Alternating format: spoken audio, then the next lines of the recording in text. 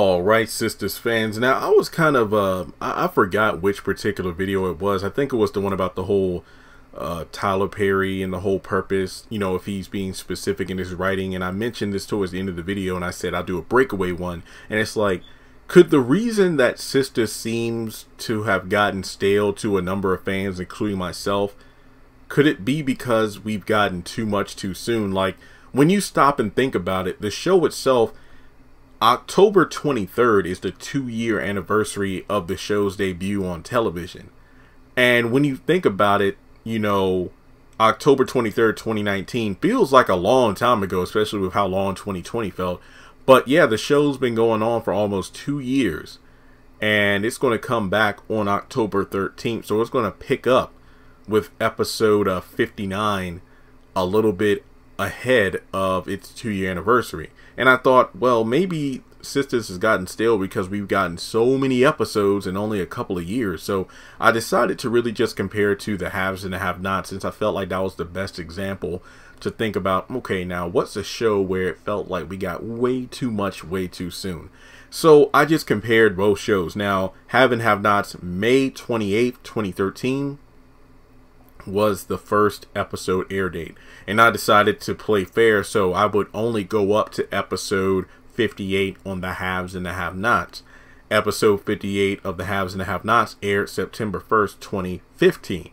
So within the span of a little over 2 years, we got 58 episodes. However, you have to account for hiatuses and whatnot, so that definitely played a factor. And I do believe that overall, Sistas has been running at a faster rate than the haves and the have-nots because the hiatuses haven't been as long. And that's really mainly because Tyler Perry, for lack of a better phrase, he's been running the network. I mean, nobody's been pumping out material like him. Not to mention, I'm not blaming Tyler Perry for putting out too much too fast.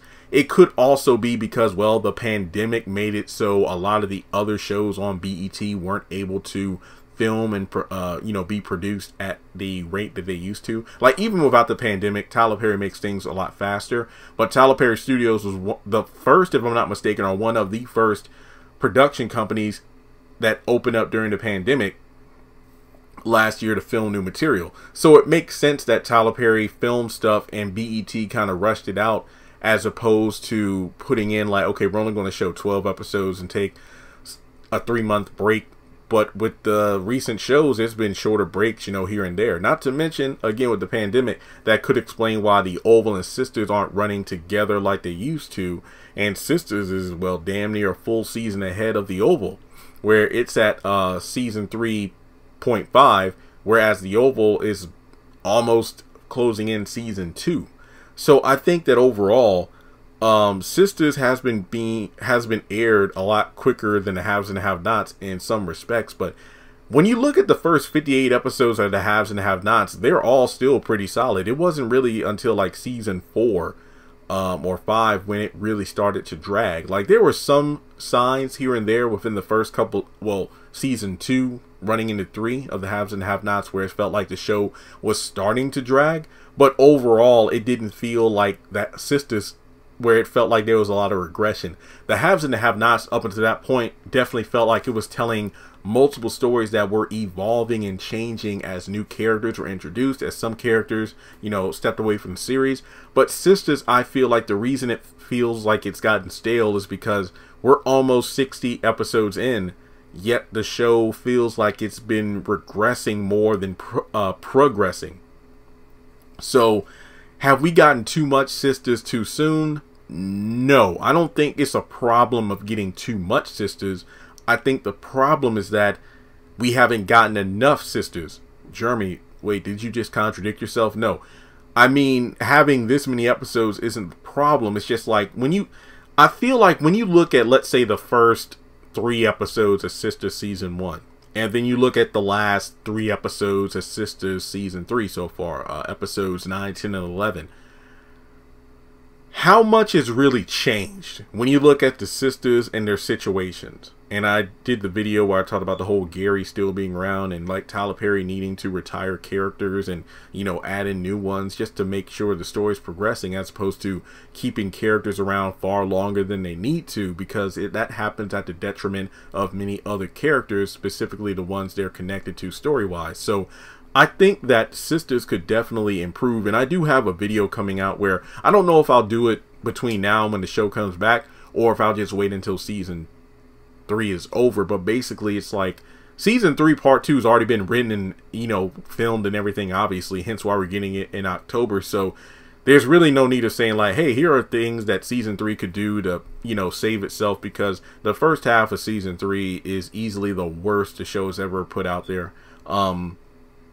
Has it had its moments? Sure, here and there, but it doesn't really compare to the first 2 seasons. And yeah, I had my problems with the first 2 seasons, but I think overall season 2 was an improvement over season 1. But then it kind of fell flat towards the end of the season, where it felt like any bit of character progression just fell right through the quicksand and it never came back up. So season 3, I feel like everybody, it's Zatima or nothing. I mean, no other storyline has garnered the attention that Zatima has since it came into the show. Like, I mean, mid-season finale, we're just forcing Calvin and Sabrina back together for no apparent reason at all.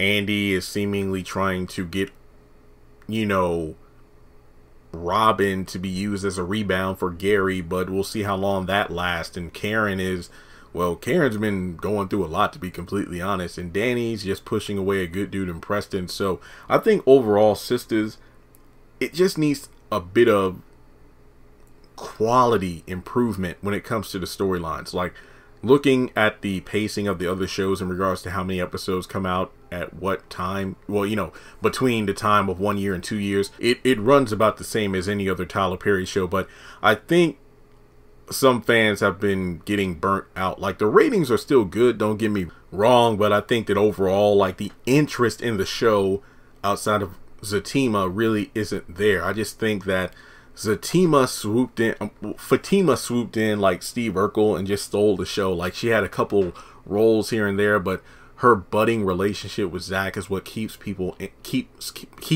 interested. Like, you had the core 4 members of the show.